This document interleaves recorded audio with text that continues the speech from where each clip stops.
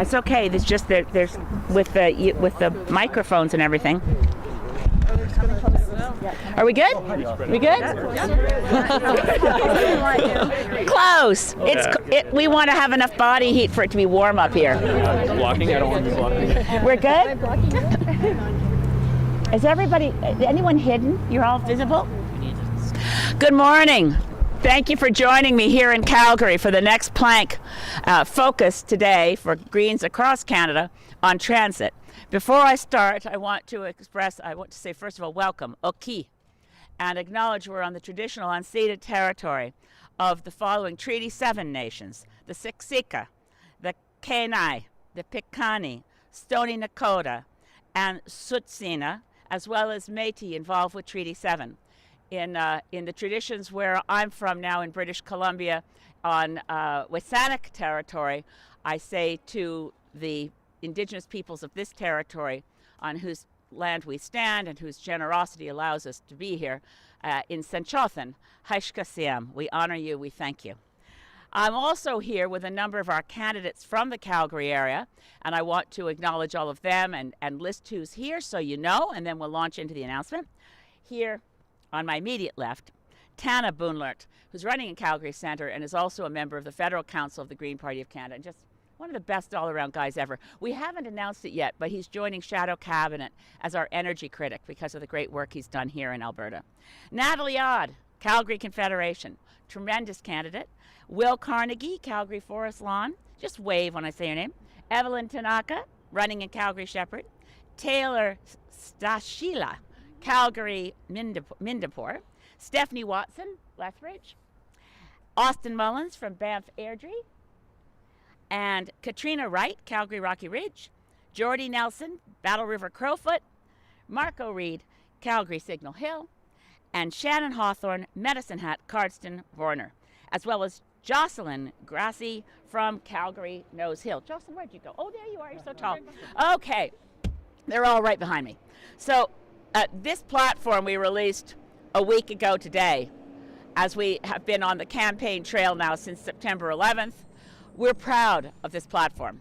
It's comprehensive. It covers the things Canadians care about, from the fight against the climate emergency right down to how we provide pharmacare and how we take care of our children. But let's focus today on transit, because integral to the campaign and the need to transit away from fossil fuels, and I say this, I know, in the heart of fossil fuel territory, but Calgarians and Albertans will benefit from this transformation just as much as every other Canadian. But we need to improve our transit systems. As you see, we're here at the station. Calgary, about 10 years ago, I remember coming here, even longer ago than that, when we had our Sierra Club annual general meeting in Calgary in 2004. So I wasn't even in the Green Party. But Calgary so impressed me with the transit system, with the slogan, the Ride the Wind. We do need more investment in infrastructure here in Calgary. We need to extend the Green Line. There isn't any place in Canada where we now have adequate transit. I just finished over the last 7 months a cross-country tour, including, if many of you were there for the Community Matters tour when we had a session in Calgary, in Edmonton, and right across Canada in 34 communities. What we heard over and over again was that rural and remote communities are significantly underserviced. It's a real crisis. In British Columbia, we lost the Greyhound bus, and yet people in BC tended to think it was unique to British Columbia that we lost Greyhound. But when we got to Saskatchewan, they've lost their bus service. And you keep going across the country, Atlantic Canada has lost its bus service. This plays right into not only the crisis of greenhouse gas emissions and having transit systems that rely on people getting into their car or even onto an airplane, it also affects marginalized people quite profoundly.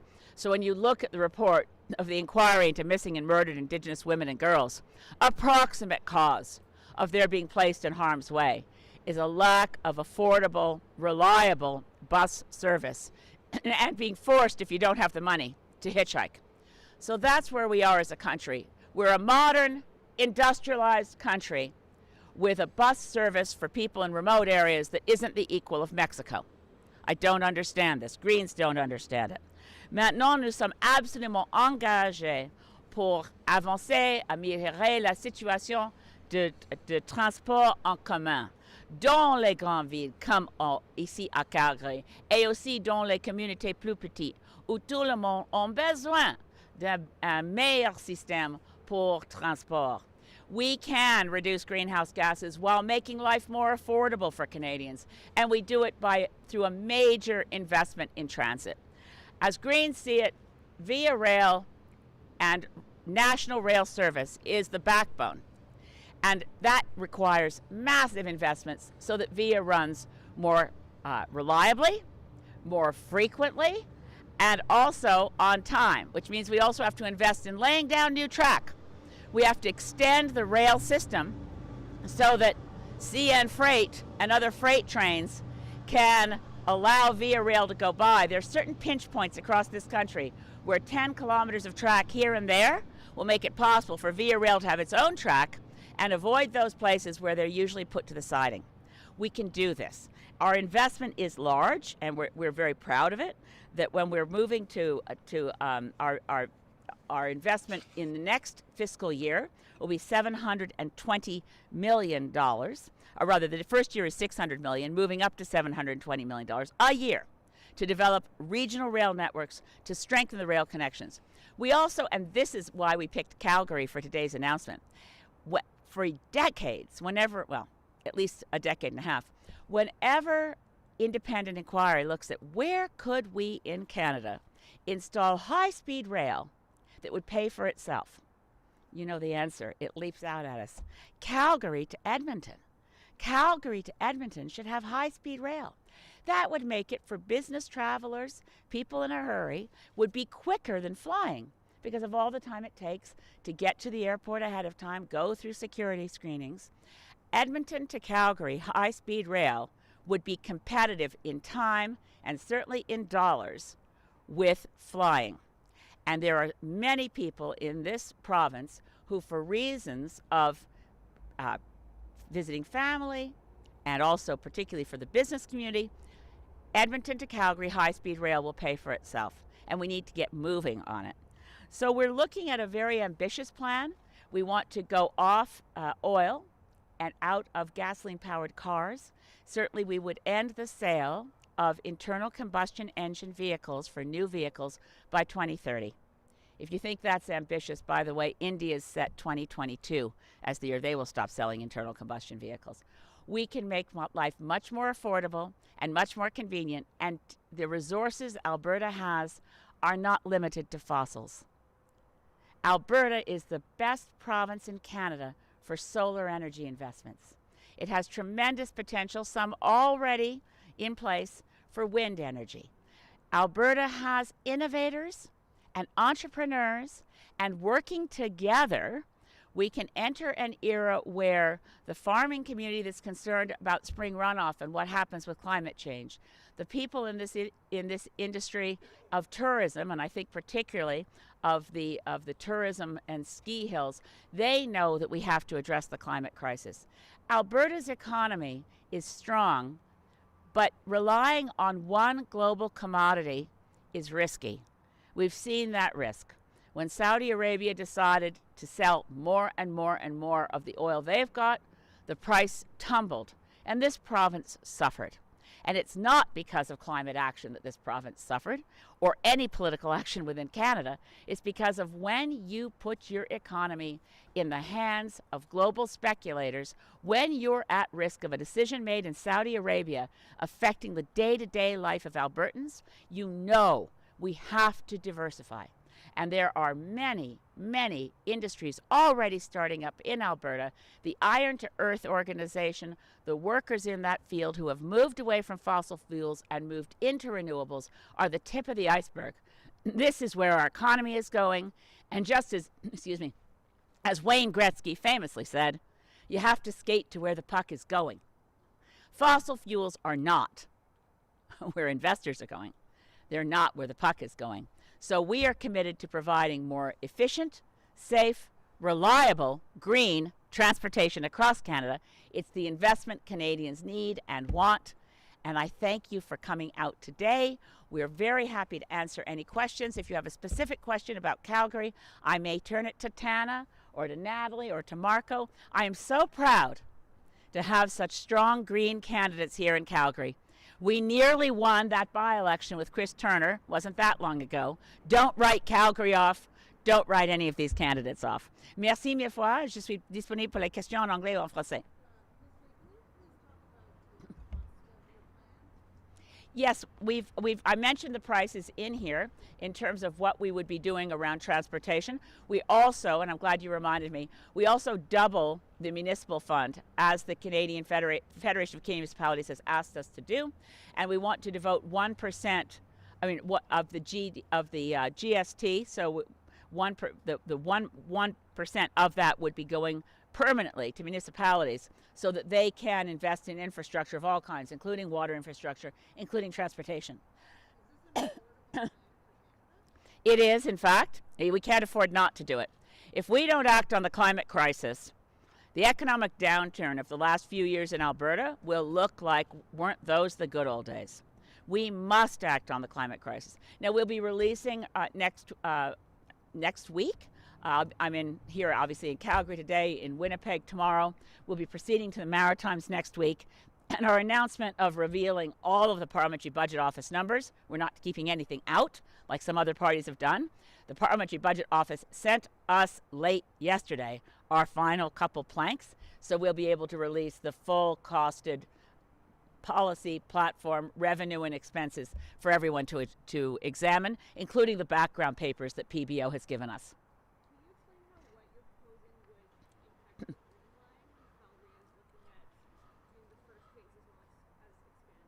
Yeah. Well, it would give the large cities in this country and the small municipalities will benefit from having access to more money for infrastructure investment. I don't know if on the Green Line anybody wants. I'll turn to Natalie. Yeah, it's additional investment that would go to municipalities precisely for transit lines like the Green Line that we've been waiting for a long time. Okay, but the Green Line has its first phase currently funded, but the second phase is still to build out the full, I believe it's 43 kilometers across the city, is still up in the air. So how would this contribute to that? Well, that would directly contribute to that funding that is required to do that. This is new funding that we're talking about that's not in place and hasn't been offered to municipalities yet, and they've been asking for it, and so this is what we've built into the Green Platform, additional funding. And FCM and as well as Calgary Mayor have asked for a permanent doubling of the gas tax. That's in our platform. In our platform, you'll note that we renamed the gas tax the municipal fund, because it's been some time since the federal funds that used to get called the gas tax have been actually uncoupled from money collected from selling gas. So we call it the municipal fund, we double it, it's permanent. And the FCM response to our platform was very favorable. They issued a release thanking the Green Party of Canada for meeting the demands of the Federation of Community Municipalities, for doubling that fund, and for paying attention to municipal infrastructure. Another key thing while I'm on the topic of municipal and local governments is we want to change the way our government makes decisions and bring the municipal order of government to the table. Because most Canadians live in cities. That wasn't the case in 1867. When the Constitution was drafted. As a result, municipalities continue to be treated as though they're children of a province, as opposed to the order of government that delivers the most in the day-to-day lives of Canadians. So our Council of Canadian Governments has a seat, obviously, for the federal government, place for provincial and territorial governments. The next quadrant is Indigenous leadership, Indigenous governments, First Nations, Métis, and Inuit, and the other quadrant is municipalities. Local governments, big cities. With us and the way we envision the way it works, we would ask the Federation of Canadian Municipalities itself to nominate the big city mayors to that table and a representative group of rural and remote communities, so that we all together strive by consensus to come up with the best plan, and then all of the different levels of government and orders of government go back to their own funding sources, go back to their own communities, and deliver. And that, policy alignment and policy coherence, if we could do it in this country, would save us so much money. Because right now, and taxpayers get frustrated. As we all know, it's trite to say there's only one taxpayer. But when the money you're paying in your provincial tax is used to fight your federal government in court, it's a complete waste of money.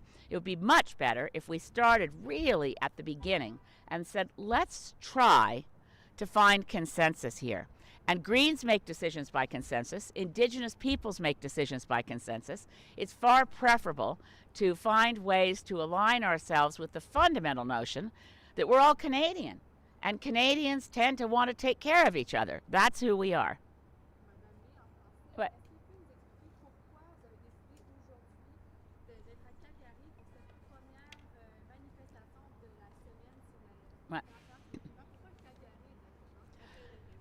oui, OK, d'accord. Oui, je suis vraiment fière parce que nous avons choisi ici à Calgary pour la première journée de la semaine de grève pour le climat. C'est un mouvement avec le leadership de nos enfants.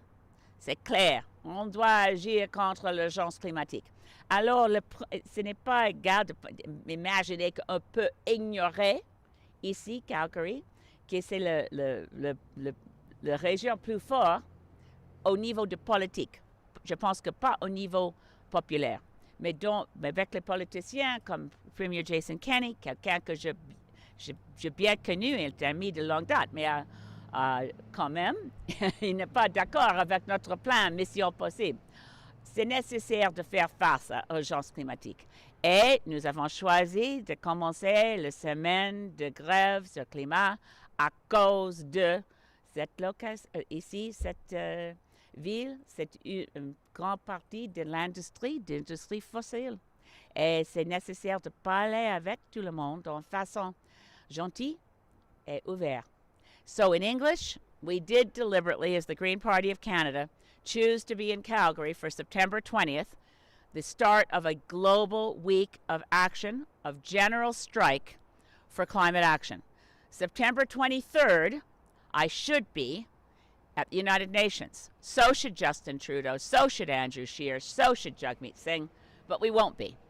Because of the election campaign, Justin Trudeau is bypassing the invitation for Canada to participate in the single most important summit on climate that we've ever had, because we're down to the wire and we're running out of time. So all the world leaders will be in New York in 3 days. That's why September 20th to September 27th was chosen by the young climate leadership, because it brackets the period of time in which the Secretary General of the United Nations, Antonio Guterres, is summoning governments to the United Nations headquarters to say, what are you prepared to do? Because we're now completely aware on the science that we don't have years to assure our children have a livable world. You can count it in months. It's not that the end of the world happens in months. Sometimes people get this confused. To change course, you have to start now. It would have been better if we started as a nation when we first promised we would in June of '92 at the Earth Summit, when we signed the Framework Convention on Climate Change.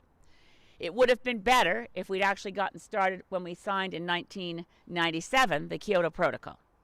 We would save ourselves millions of dollars, and it would have been much easier to make a smooth landing. But we've procrastinated, and as a result, here we are on the verge of the moment when it becomes too late. We are on the verge of the point of no return, where the planet's atmosphere becomes so overloaded with greenhouse gases that we start triggering something called runaway global warming, sometimes referred to as hothouse Earth.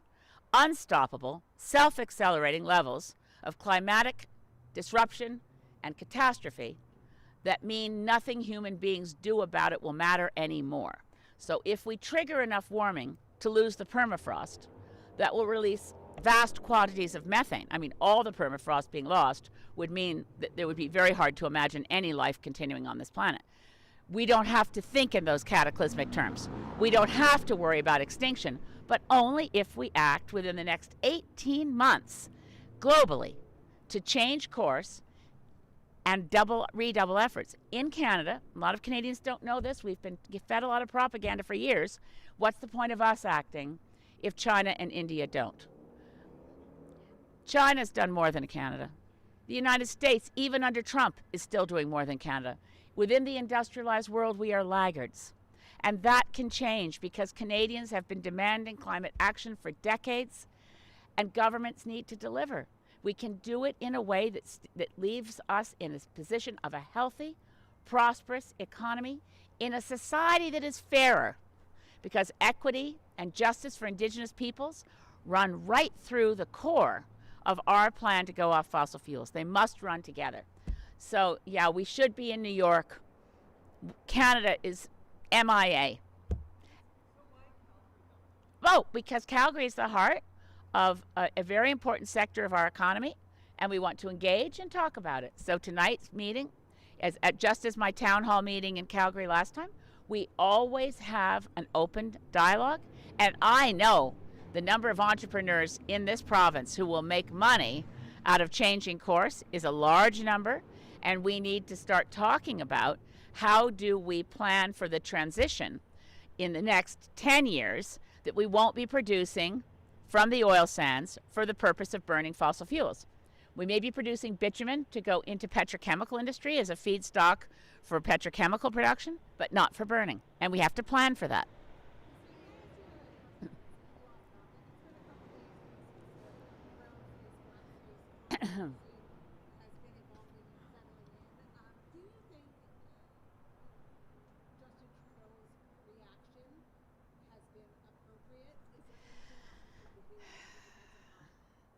Well, it's in a couple of days. It's certainly been a shock, and it wasn't just one incident. So every new incident is a shock, and you have to say, well, I still remain appalled. It's hard to get past that. And every time he tries to apologize, something new slips out, like he didn't tell the vetters in the Liberal Party when he first ran for Parliament because he was embarrassed. I know that wouldn't wash for any of his candidates.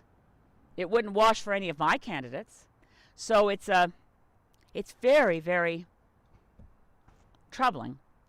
And then the one thing that's important about all this is that we do open up a discussion. I know that around the family dinner tables in this country, I know that kids are talking to their parents.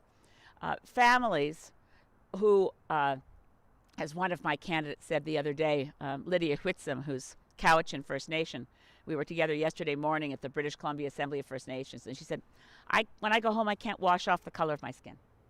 I mean, what it means to children who are not white, what does it mean for them when the Prime Minister does something like this? It does harm. It's not without harm. It does harm. It also means that the conversations are opening up around dinner tables with people who have white skin. How do we acknowledge that even without intent to harm others, with no intent to be malicious, your actions can be racist? And those of us who have enjoyed the privileges of our skin color, there's no question. And a Caucasian-sounding name gives you a better chance of getting a job than a name that reflects, you might reflect part of the great wealth of Canada, which is our diversity. So I think we need to, those of us who are settler culture, white Canadians, need to acknowledge, whether we have thought about it much or not, unfortunately I've thought about it a lot, that even when I think about the times when I had no money to buy groceries, I still had privilege. And that's important, that we as white Canadians understand that it's our job to really end racism in Canada. And this whole horrible episode has made it very clear that there is systemic racism in Canada. And so if his candidates would be voted for similar infractions, should he step aside? That's for him to decide, but it's clear he's being held, that there is a double standard within the Liberal Party.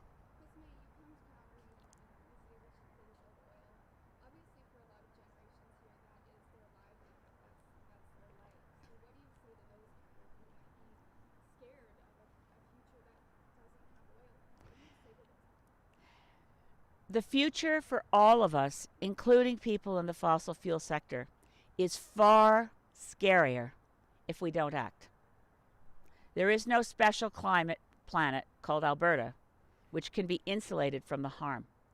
This city experienced the Calgary flood. I went to High River, pulled stuff out of people's basements. I was supposed to be at Calgary Stampede having fun, but that was one large climate disaster. The fires in Fort McMurray were another large climate disaster. This province is not immune from what will happen if we don't act. So what I want to say to everyone who's feeling worried in that sector, we stand with you. We're the only party that expresses concern when workers are laid off, because the large, big oil companies have been laying off thousands of workers from automation to improve their profits. Those are workers who've lost their jobs, and I don't hear the Jason Kennys of this world saying that's a bad thing that large companies have driverless trucks in the oil sands. We are concerned with people, we are concerned with workers, and we have adopted all the recommendations of the special task force, and I commend Catherine McKenna for setting it up. I'd like to hear the Liberals commit to following the recommendations.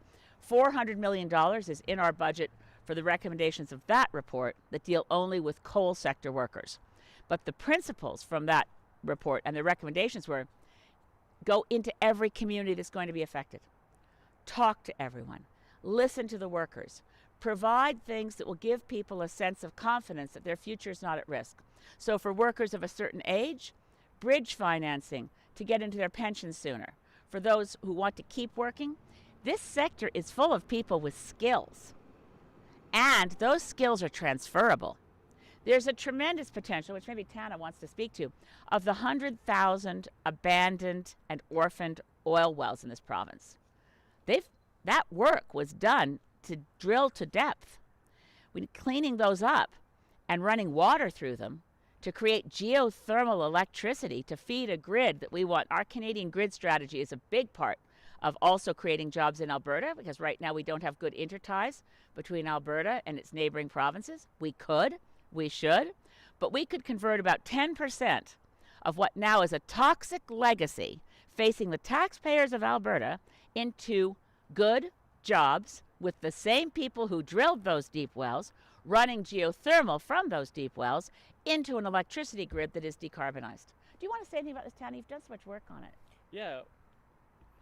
So working closely with the Canadian Geothermal Energy Association, they've put out a set of recommendations to the government, and unfortunately a lot of those recommendations have not yet been met. And even within the past 4 years, there's been many struggles for geothermal to really flourish here in Alberta, and it really is a low-hanging fruit for base load energy right here that could replace coal and easily replace natural gas as well. One thing I think the Greens have been doing really well is talking about a just transition, and I think right here in Alberta especially, we can transition a lot of the people working from the oil and gas industry straight into geothermal because of the transferable skill sets which Elizabeth May has been talking about here. The drillers, the pipe fitters, even the welders can easily go into geothermal. One extra thing for geothermal, which is huge and has been done across the world already, is producing year-round greenhouses, which I think would really help with our food security issue here that we have in Canada, and we would also then import less foods. Right now we're importing about close to $28 billion of food a year, and I think we can offset a lot of that and also create local jobs here in Alberta.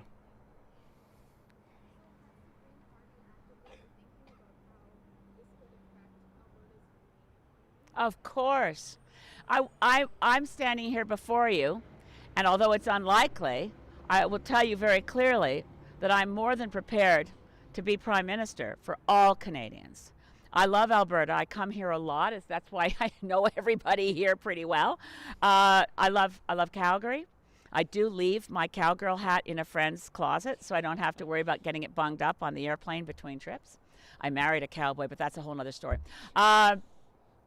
What I find really frustrating in our politics today, and it's gotten worse over the years, is the politics of fear and division. It's not appropriate for anyone in elected office to try to tell Albertans that the rest of Canada doesn't care about you. That's a lie. Every single Canadian loves every other part of the country. Traveling the country, as I just did, as I said, 34 communities in between February and now, every province, and the Northwest Territories. I don't see different people coming to the mic with different views. C'est la même chose au Québec. C'est les mêmes questions. Qu'est-ce qu'on peut faire contre l'urgence climatique? People want to know in every part of the country, what are we doing about climate change? Qu'est-ce qu'on peut faire pour aider nos âgés? What do we do for our seniors? Les mêmes questions parce que nous sommes une famille. Tous les Canadiens sont dans la même famille. So Canadians have far more in common than we have in the difference.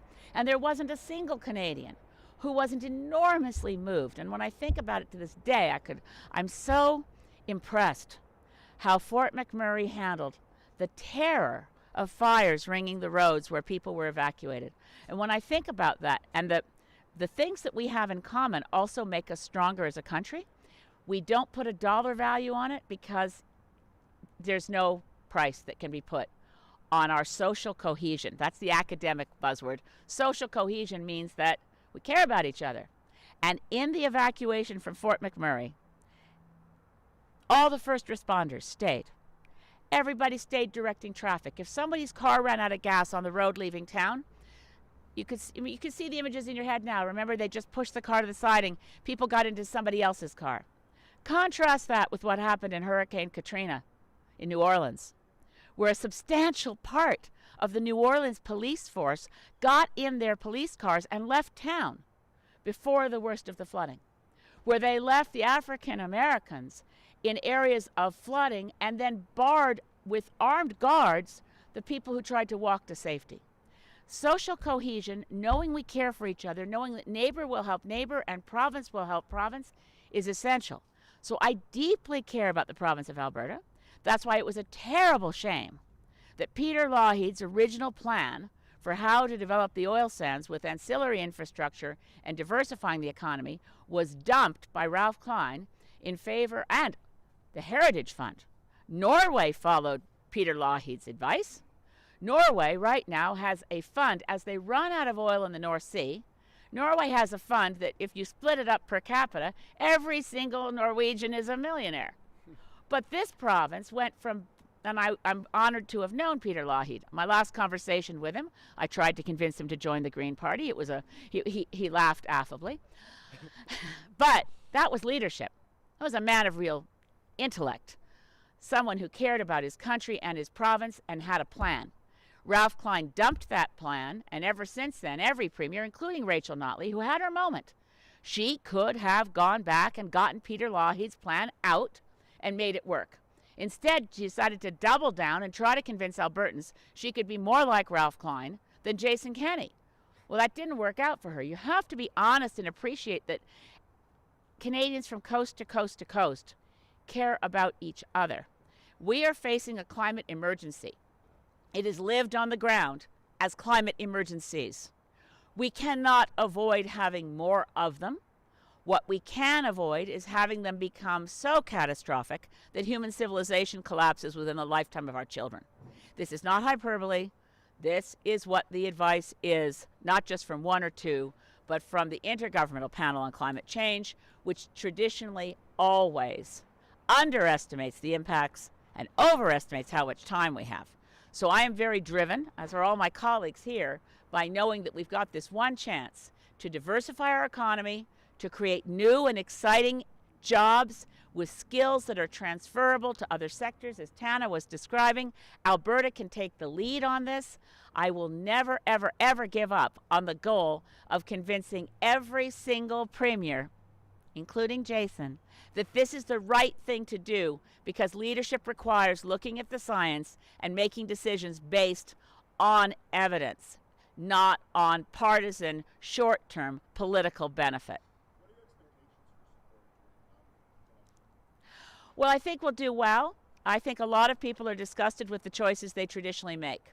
So I hear from a lot of Conservatives, they're not so thrilled about Andrew Scheer. They have their reasons. I hear from some people, of course, the vote on the right-hand side of the spectrum is split with the People's Party and Maxime Bernier.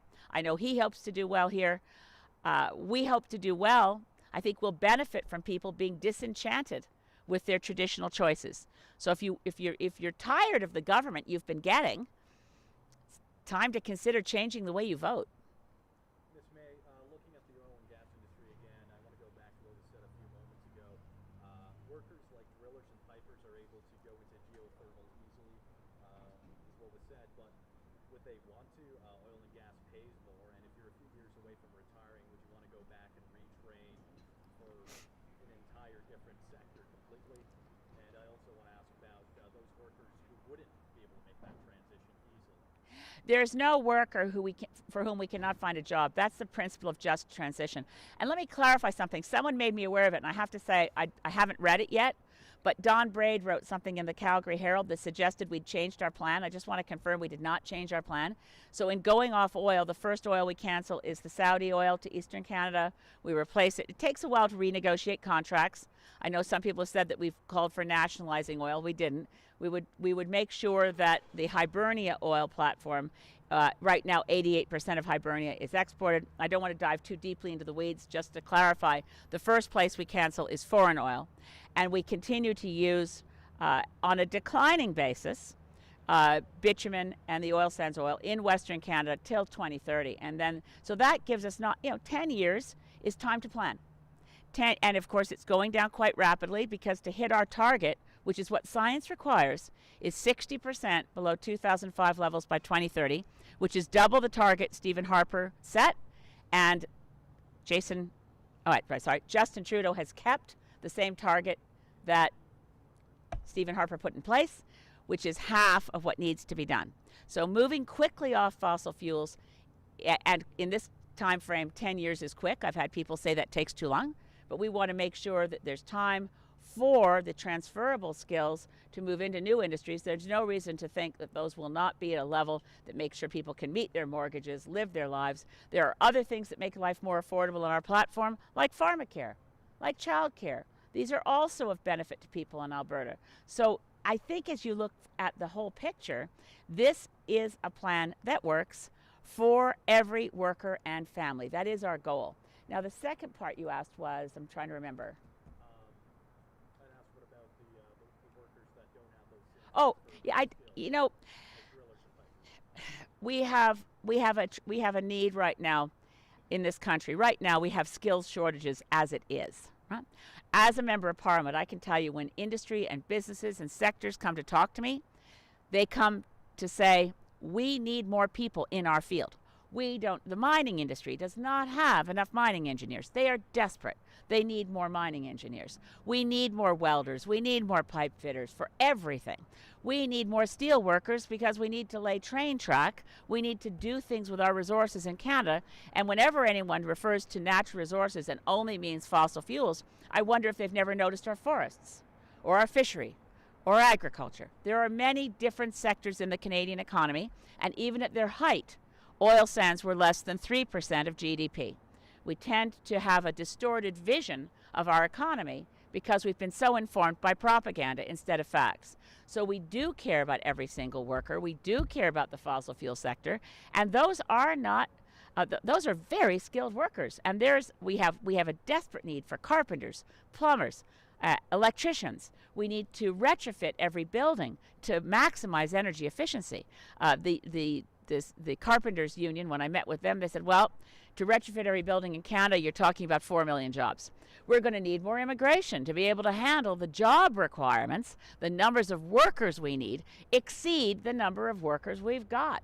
So I don't think there's any chance at all that people with skills, like in the fossil fuel sector here in Alberta, will not have employment. They will. And what's wonderful about our plan is that people won't have to travel away from their community to get a good job. It won't be in work camps necessarily. It will be in retrofitting all the buildings. It means there's jobs everywhere.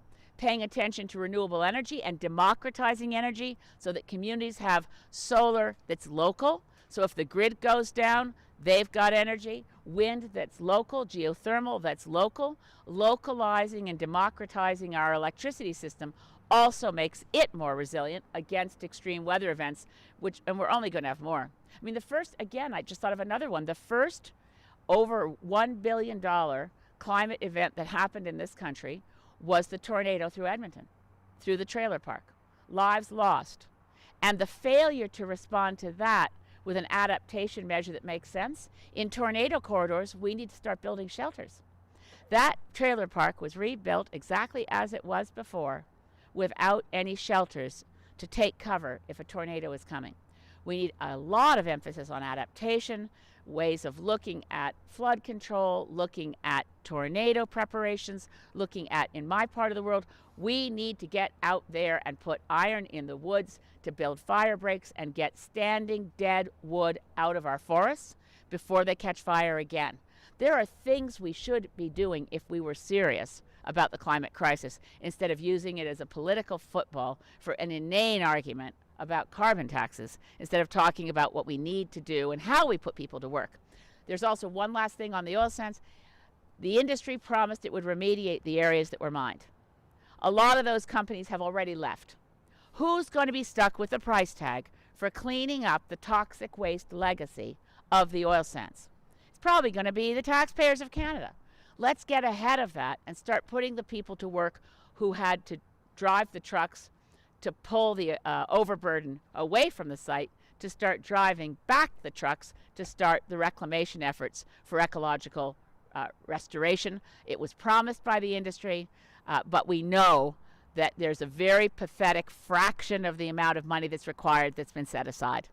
Ms. May, I've spoken to a lot of people in the oil and gas sector. I mean, if you take the LRT 2 stop downtown, and they say, you know, Canada, for Alberta, under a Green Party, it's a scary proposition. What do you say to that? Well, I've spoken at the Petroleum Club. I've debated there.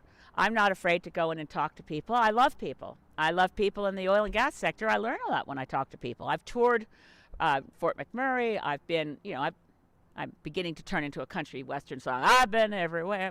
I've been everywhere, and I've talked to a lot of people. They shouldn't be afraid. This is one of the things that's interesting about human psychology, and much has been written on this. Why is it that people seem more afraid to do what's necessary to ensure our children have a livable world? Why are they more afraid of solutions than of the threat? This is not the time to start worrying about it will be too hard, it will cost too much. In 1987, I remember this distinctly because I was there negotiating the protocol to save the ozone layer. Losing the ozone layer meant, quite simply, losing all life on Earth. The sun's most dangerous UV rays would reach the planet and not just an ozone hole over Antarctica, but everywhere. And there were some who said, it'll cost too much. We can't lose those very profitable molecules of chlorofluorocarbons. One of the people who said that, by the way, was at the time the U.S. Secretary of the Interior, Don Hodel. We were in Montreal negotiating to save the ozone layer, and we had a prominent member of Ronald Reagan's White House saying, all we need is broad-brimmed hats and sunscreen, because you don't kill our economy because of trying to save the ozone layer. Fortunately, we didn't listen to Don Hodel, and as a miracle of politics, the U.S. head of the Environmental Protection Agency was able to keep Ronald Reagan on side during the very, very tight negotiations that got stalled into deadlock and so on. So it's not as though we don't have history as a country in standing up and saying, the threat here is much scarier than the solutions. And threats of job blackmail and threats of it will cost too much need to be set aside as the last wailing of a dying sector. Get out of the way. We're here to save you and your children. Thank you. And grandchildren. Hey, thank you for sure. grabbing the mic when I did you. I know I didn't exactly warn you. Thank you very much. You got no warning. Thank you. Hey, Christine. Good.